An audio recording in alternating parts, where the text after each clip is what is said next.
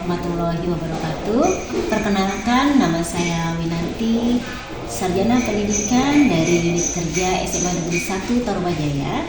Saya akan melakukan aksi nyata dari PMM berupa kegiatan coaching, yaitu semacam kegiatan fasilitasi. Saya sebagai fasilitator akan mewawancarai atau akan mengadakan percakapan dengan seorang murid saya yang bernama Bilkis. Ini dia anaknya. Nama lengkapnya siapa ya, Kis? Perkenalkan, nama saya Bilkis Naharani. Saya siswa dari SMA 1 Tarumajaya. Kelas berapa, Kis? Saya dari kelas 10C. Baik. Oke, ini siswa saya Bilkis dari perwakilan 10C. Saya mengambil dia saja sebagai sampel. Oke, sebagaimana kita tahu bahwa seorang siswa itu memiliki potensinya masing-masing, gitu. Kenapa saya mengambil Bilkis? Nah, ini adalah sebuah pertanyaan dan saya harus menggali bahwa Bilkis memiliki potensinya masing-masing. Nah, yang namanya potensi itu perlu dikembangkan, dan bagaimana cara kita mengembangkan itu yang akan kita gali pula. Nah, yang pertama Bilkis, kamu tahu kan ibu ngajar apa? PKN, ya. Jadi saya mengajar pendidikan Pancasila dari kelas 10A sampai dengan 10H. Nah, masih ingat kan materi ke PPKN-an, Bilkis? Ya Bu, masih. Jadi yang Ibu ajarin itu pertama ada Pancasila, yang kedua ada Undang-Undang Dasar dan norma-normanya. Yang kamu hafal dari dua materi ini, baik Pancasila maupun UUD 45, yang kamu kuasai itu yang mana, Bilkis? Ini sih Bu, pengamalan Pancasila. Ya, kayak contohnya di sila pertama itu ada pengamalan ya. Pengamalan dalam sila pertama itu contohnya ada toleransi. Ya, jadi toleransi sesama agama ya. Jadi sesama agama itu saling toleransi.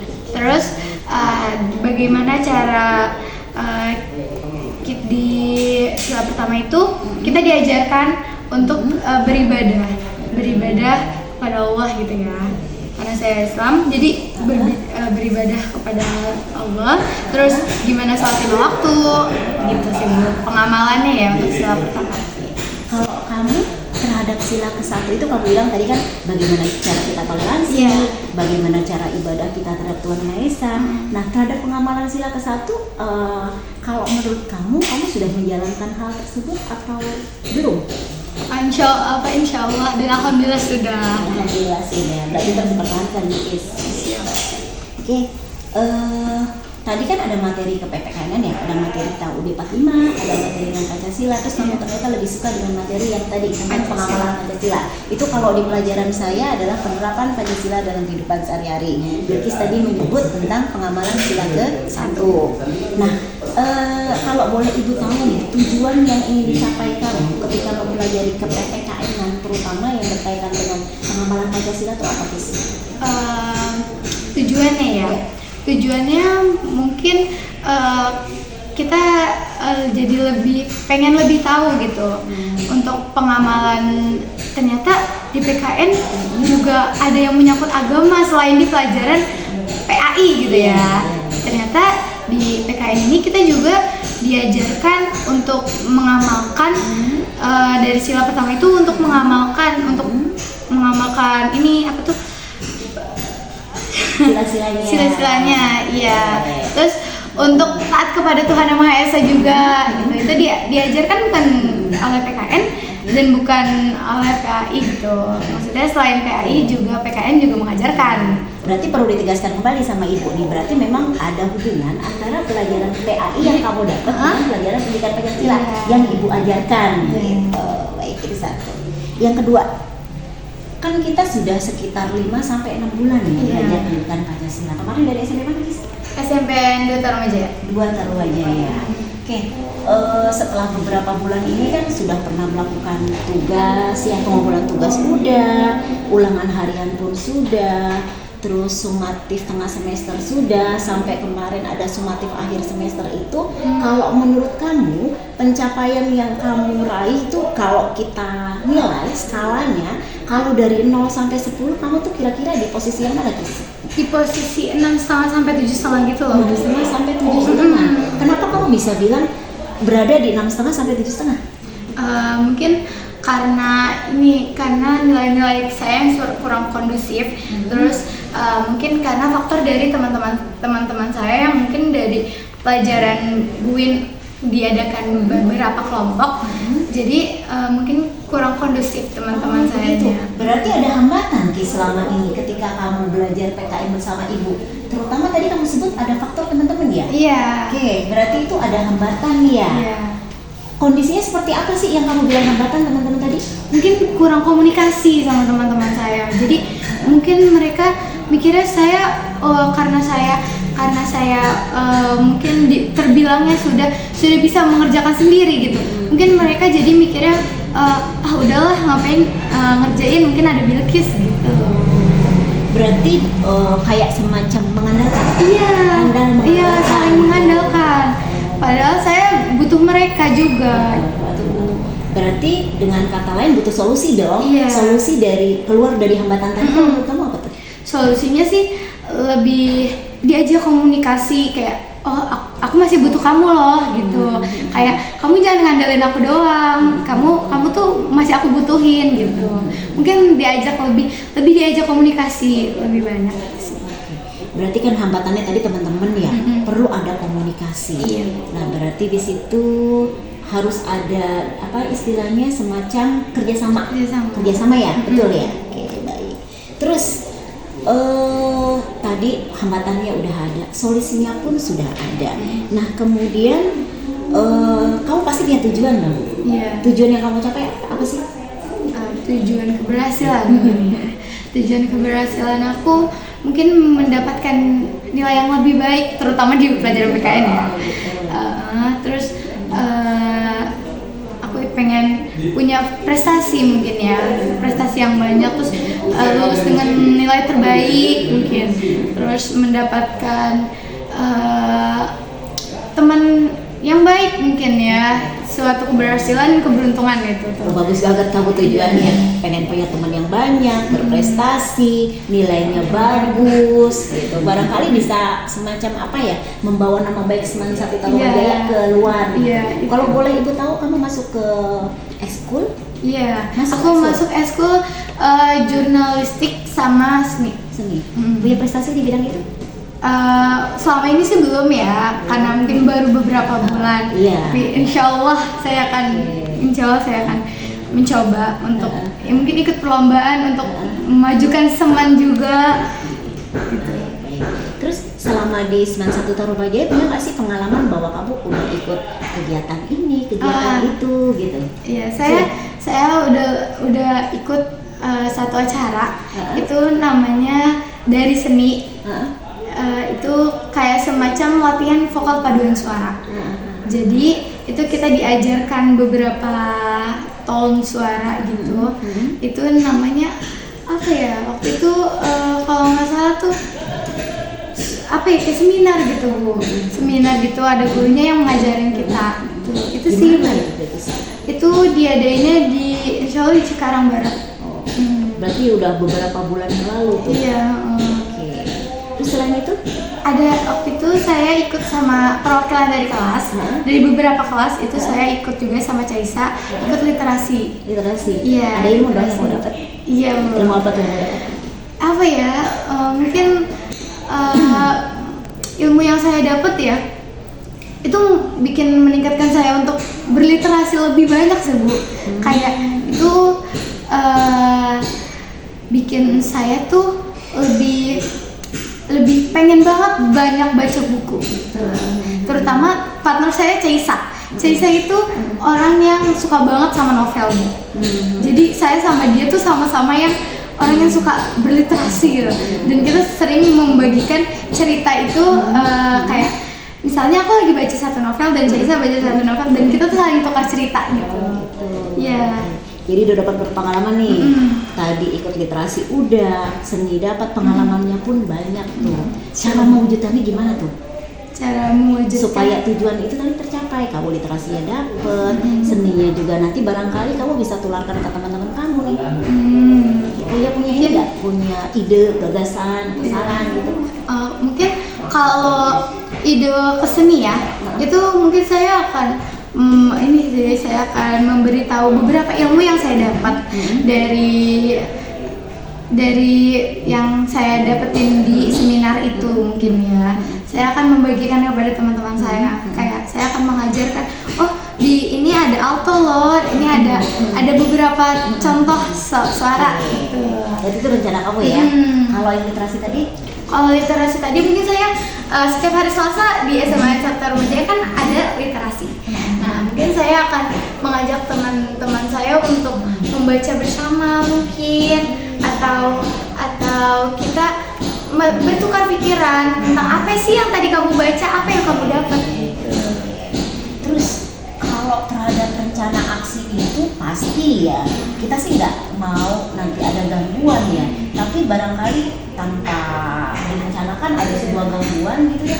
Terus bagaimana sih cara kamu mengantisipasi gangguan tadi? Caranya ya mungkin emang banyak banget ya anak-anak tuh yang gak suka banget literasi, Bu. Kayak pasti mereka mikirnya langsung nyari jawabannya. Kayak apalagi ada kertas literasi. Nah, itu biasanya dituliskan gagasan idenya gitu. Mereka mungkin bisa aja langsung nyari kayak yalah udah nyari aja langsung jawabannya gitu. Jadi boleh bilang asal? Iya, bisa aja ada yang kayak gitu. Atau bisa aja nyari di Google, di searching gitu.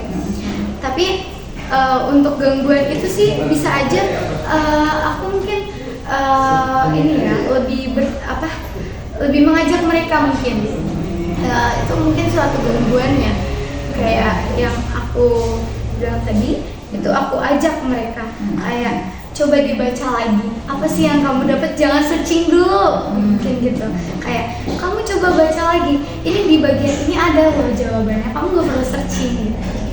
Mungkin aku akan bicarakan seperti itu sih. Terus kalau mengenai tanggung jawab nih, tadi bagaimana prestasi kamu bagus terutama di pelajaran ibu, terus kamu tadi menyebut di bidang seni kamu aktif, terus juga tadi pernah mengikuti, kamu ibaratnya kayak literasi ya dari kelas kamu yang nanti akan yang udah dikirim sebenarnya ke sana. Nah, siapa sih yang bisa membantu kamu dalam hal ini untuk mewujudkan prestasi kamu tuh di bidang saya, di bidang seni, kemudian satu lagi di literasi tadi? Saya mungkin karena doa kali ya, doa pertama doa, kedua mungkin orang tua, tapi ada tapinya sih Bu. Iya, tapi apa tuh? Kalau ke orang tua, jadi mungkin karena orang tuaku kurang aktif bertanya kepada aku ya, jadinya aku lebih aktif tuh bercerita ke teman-teman aku, mungkin yang bisa lebih kompeten untuk membuat aku tujuan yang lebih tercapai, mungkin itu ke teman-teman aku sih. Kayak circle aku. Berarti lebih dekat ke teman daripada orang tua? Iya, karena aku setiap punya masalah itu lebih nyaman mungkin ya, lebih nyaman tuh cerita ke teman-teman aku. Gitu. Mungkin karena kalau ke orang tua aku tuh udah beda pikiran kali ya Bu, udah beda generasi juga soalnya, udah beda beberapa generasi. Terus jadinya mungkin bisa aja dibilangnya tuh ya emang sih orang tua tuh lebih lama hidupnya ya, jadi pengalamannya lebih banyak, kita bisa bertukar sama mereka. Tapi nggak semua anak bisa kayak gitu Bu. Jadi menurut aku anak-anak itu bisa nyari titik nyamannya tersendiri, misalnya contohnya kayak temannya, ke sahabatnya, atau ke pacarnya, nggak selalu ke orang tua gitu menurut aku. Nah, berarti di sini perlu ada apa tuh supaya kamu lebih dekat pada orang tua, perlu ada apa nih? Balik lagi komunikasi. Pendekatan berarti? Iya, pendekatan. Terus udah dilakukan belum sama kamu pendekatan ke orang tua tadi? Mungkin sudah. Aku udah beberapa berusaha, tapi mungkin ada aja gitu yang menurut aku kurang serk nih kalau ngomong sama bunda gitu. Dari orang tua nih, bunda, satu lagi apa ayah? Ayah. Yang lebih dekat ke mana? Aku lebih dekat ke ayah sih. Lebih dekat ke ayah. Karena kamu anak perempuan? Iya, mungkin bisa jadi.